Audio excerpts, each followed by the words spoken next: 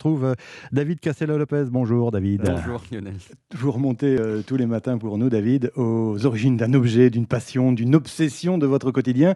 Et aujourd'hui, David, vous nous racontez, en l'étalant bien, les origines de la crème solaire. Oui, Lionel, je vais vous avouer quelque chose de personnel ce matin.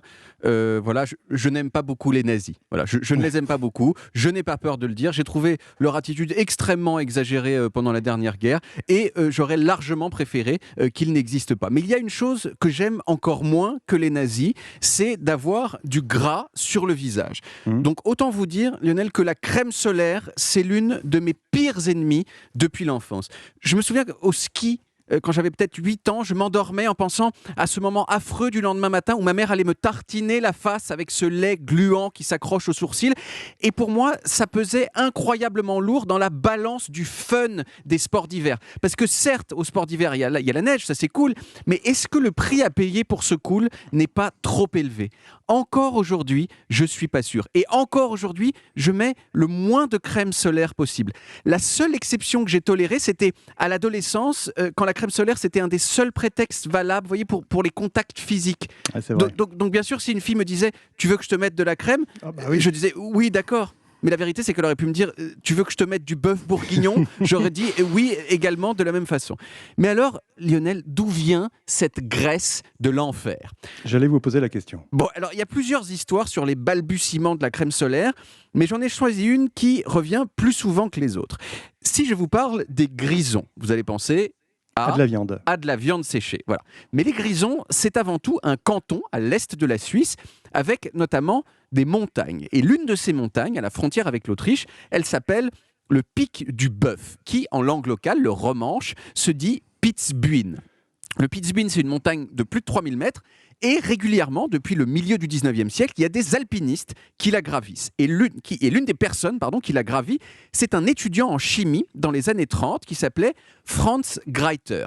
Et d'après ce qu'il a raconté, Franz, il s'est pris un méga coup de soleil sur le visage en faisant l'ascension du Pitzbuin. Oui, pas Et à étonnant, ce hein. moment, et à ce moment-là, il s'est dit, ce serait cool quand même si on pouvait se mettre une crème qui protège la gueule, voyez. Bon, il parlait un petit peu comme ça, hein, Franz, je l'ai bien connu.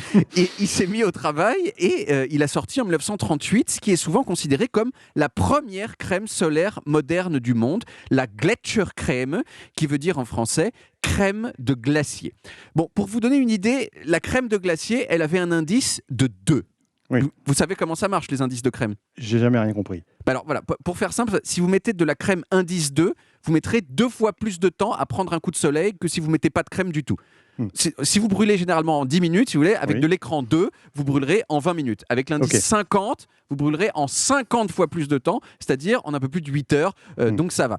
Il y a une entreprise qui a été créée pour vendre la crème de glacier, la Gletschercreme, et qui s'est appelée justement Pitzbuin, en hommage à la montagne qui avait provoqué le coup de soleil originel.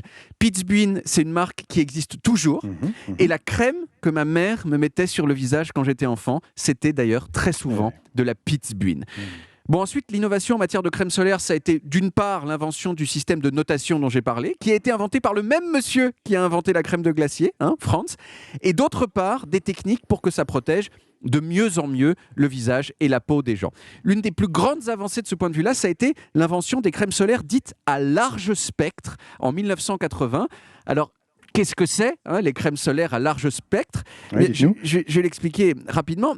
Les rayons du soleil, en fait, qui nous font mal, il y en a de 2 sortes. Il y a les UVB, qui sont ceux qui provoquent des coups de soleil qui font mal et qui sont aussi les plus cancérigènes.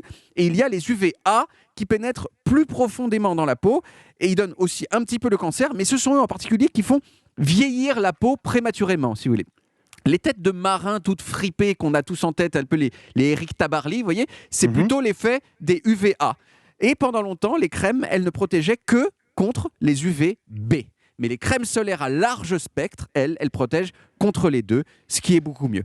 Yeah. Enfin, en tout cas, pour moi, ce sera quand même toujours moins efficace que ma méthode à moi, qui consiste juste à aller à la plage avec une chemise et un pantalon Et un chapeau qui eux protègent non seulement contre les UVA, les UVB et aussi contre la présence de gras sur le visage. Et ça, c'est vraiment mon bonheur. C'est de l'ultra large spectre, si vous voulez. Et ça, c'est le plus important. Merci, merci David. On vous retrouve dès 16h dans Historiquement Vôtre.